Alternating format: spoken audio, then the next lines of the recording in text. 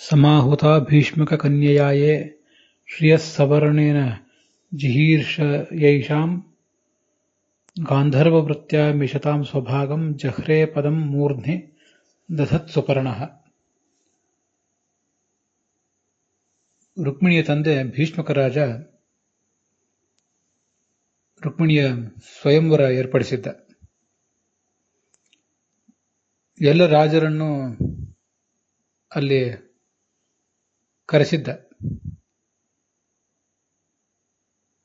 ಆ ರಾಜರು ರುಕ್ಮಿಣಿಯನ್ನು ಪಡೆಯಲಿಕ್ಕೆ ಅರ್ಹರಾಗಿದ್ರು ಅಂತ ಕರೆಸಿದ್ದ ಅಂತಲ್ಲ. ಆದರೆ ಕ್ಷತ್ರಿಯ ರಾಜರನ್ನ ಸ್ವಯಂವರಕ್ಕೆ ಕರೆಯಬೇಕು ಅನ್ನೋದು ಸಂಪ್ರದಾಯ. ಹಾಗೆ ಅಂತ ಅವರನ್ನು ಕರೆಸಿದ್ದ ಅಷ್ಟೆ. ಹೀಗೆ ರುಕ್ಮಿಣಿಯನ್ನು ವರಿಸುವ ಯೋಗ್ಯತೆ ಅವರಿಗಿಲ್ಲದೆ ಹೋದರೂ ಕ್ಷತ್ರಿಯರಾದ ಕಾರಣದಿಂದ ಸ್ವಯಂವರಕ್ಕೆ ಬರುವ ಯೋಗ್ಯತೆ ಅವರಿಗಿತ್ತು. ಹಾಗೆ ಅವರನ್ನ ಆಹ್ವಾನಿಸುವ ಬುದ್ಧಿಯನ್ನ ಭೀಷ್ಮಕನಿಗೆ ಕೃಷ್ಣನೇ ಕೊಟ್ಟ ಅಷ್ಟೆ. ಹೀಗೆ ಸ್ವಯಂವರ ಏರ್ಪಟ್ಟಾಗ ಆ ರಾಜರು ಅಲ್ಲಿ ನಿಂತು ನೋಡ್ತಾ ಇದ್ದಂತೆ ಕೃಷ್ಣ ಅವರನ್ನೆಲ್ಲ ತುಚ್ಛೀಕರಿಸಿ ಗಾಂಧರ್ವ ವಿಧಿಯಿಂದ ಎಂದೂ ತನ್ನವಳೇ ಆದ ರುಕ್ಮಿಣಿಯನ್ನ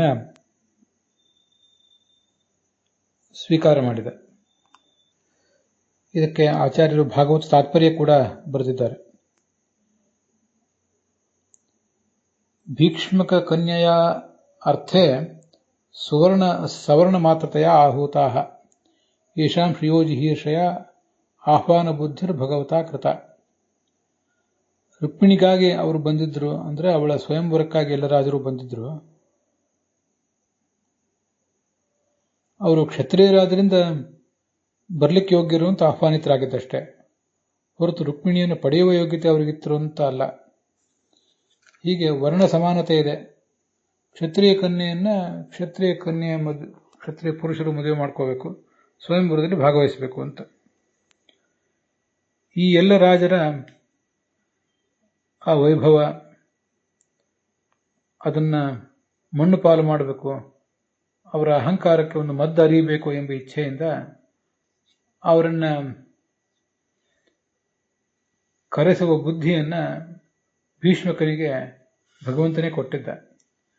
ಭೀಷ್ಮಕನಿಗೆ ಭಗವಂತನ ಪ್ರೇರಣೆಯಿಂದ ಈ ಕೆಲಸ ಮಾಡಿದ್ದ ಹೊರತು ಭಗವಂತನ ಉದ್ದೇಶ ಹೀಗಿದೆ ಅಂತ ಅವನಿಗೆ ತಿಳಿದಿರಲಿಲ್ಲ. ರುಕ್ಮಿಣಿಯನ್ನೇನೋ ಕೃಷ್ಣನಿಗೆ ಕೊಡಬೇಕು ಅಂತಿತ್ತು. ಆದರೆ ಆತನ ಮಗ ರುಕ್ಮಿ ಆಕೆಯನ್ನು ಶಿಶುಪಾಲನಿಗೆ ಮದುವೆ ಮಾಡಿಕೊಡ್ಬೇಕು ಅಂತಿದ್ದ. ಅವನಿಗೆ ಆತಂಕ ಆ ರುಕ್ಮಿಗೆ.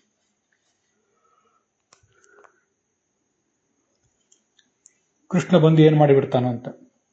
ಭೀಷ್ಮಕನಿಗೆ ರುಕ್ಮಿಣಿ ಕೃಷ್ಣನನ್ನು ಮದುವೆ ಮಾಡ್ಕೋತಾಳೋ ಇಲ್ಲೋ ಅಂತ ಆತಂಕ.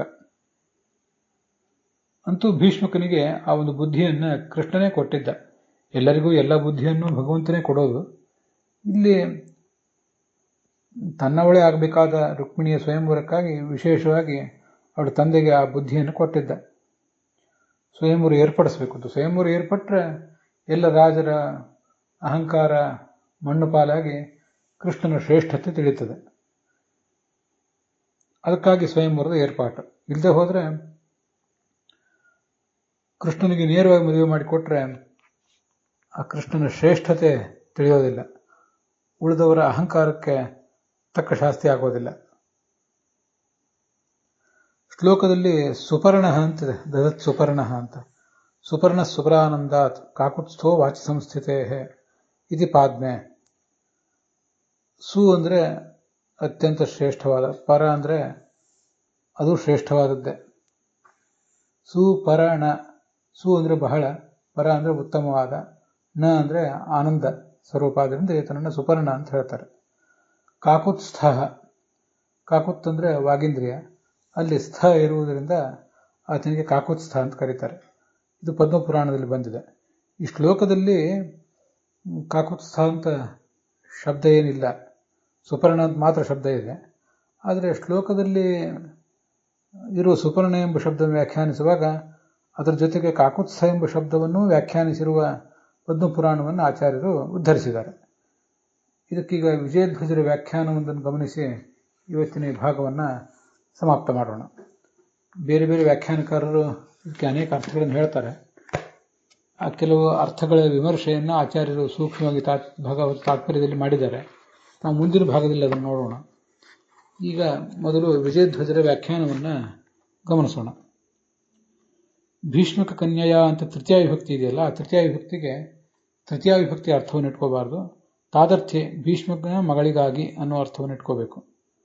ಭೀಷ್ಮಕನ ಮಗಳಾದ ರುಕ್ಮಿಣಿಗಾಗಿ ಅಂತ ಅರ್ಥ ಅದು ಕೊಟ್ಟು. ಸವರ್ಣೇನ ಅಂದರೆ ಕ್ಷತ್ರಿಯತ್ವ ಮಾತ್ರ ಯೋಗ್ಯತೆಯ ಸಮಾಹುತ. ಕ್ಷತ್ರಿಯತ್ವ ಇದೆ ಎಂಬ ಕಾರಣದಿಂದ ಮಾತ್ರ ಅವರನ್ನು ಆಹ್ವಾನಿಸಿದ್ರಷ್ಟೆ. ಶ್ರಿಯ ಜಿಹೀರ್ಷಯ ಅಂದರೆ ಆ ಕ್ಷತ್ರಿಯರ ವೈಭವವನ್ನು ಕಳೆಯುವ ದೃಷ್ಟಿಯಿಂದ ಅಂತ, ಆ ಆಲೋಚನೆಯಿಂದ ಅಂತ ಅದಕ್ಕೆ ಅರ್ಥ. ಸುಪರ್ಣ ಎಂಬ ಶಬ್ದದಿಂದ ಇವನು ಯಾವತ್ತೂ ಆನಂದ ಸ್ವರೂಪ ಅಂತ ತೋರಿಸುವ ಮೂಲಕ ಅವನು ಆ ರುಕ್ಮಿಣಿಯನ್ನ ಅಪಹರಿಸುವ ಆ ಕಾರ್ಯದಲ್ಲಿ ಕೂಡ ಕ್ಲೇಶಕ್ಕೇನು ಒಳಗಾಗಲಿಲ್ಲ, ಆತಂಕಕ್ಕೂ ಏನೂ ಒಳಗಾಗಲಿಲ್ಲ. ಸೋಪಿ ಅಕ್ಲಿಶ್ಯತೆ ಇತಿ ದರ್ಶಿತಂ ಅನ್ನೋದನ್ನ ಬರೆದಿದ್ದಾರೆ. ಸ್ವಭಾಗ ಅಂದರೆ ತನಗೆ ಯೋಗ್ಯಳಾದವಳು, ಕೃಷ್ಣನಿಗೆ ಯೋಗ್ಯಳಾದವಳು ಆ ರುಕ್ಮಿಣಿ ಅಂತ ಅದರ ತಾತ್ಪರ್ಯ. ಶ್ಲೋಕದಲ್ಲಿ ಮಿಷತಾಮ್ ಅಂತಿದೆ, ಎಲ್ಲ ರಾಜರು ನೋಡ್ತಾ ಇದ್ದಂತೆಯೇ ಆ ರಾಜರ ತಲೆಯ ಮೇಲೆ ಕಾಲನ್ನಿಟ್ಟು ಅವರನ್ನು ಅವಮಾನಗೊಳಿಸಿ ಅಂತ ಜಹ್ರಿಯ ಪದಂ ಮೂರ್ಧ್ನಿ ಅಂತ ಹೀಗಿದ್ದೇ ಇದೆ. ಹೀಗೆ ವಿಜಯಧ್ವಜರ ವ್ಯಾಖ್ಯಾನದೊಂದಿಗೆ ಇವತ್ತಿನ ಭಾಗ ಸಮಾಪ್ತವಾಗಿದೆ. ಇನ್ನಿತರ ವಿಷಯಗಳನ್ನು ನಾವು ನಾಳೆ ದಿವಸ ನೋಡೋಣ. ಶ್ರೀಕೃಷ್ಣಾರ್ಪಣ ವಸ್ತು.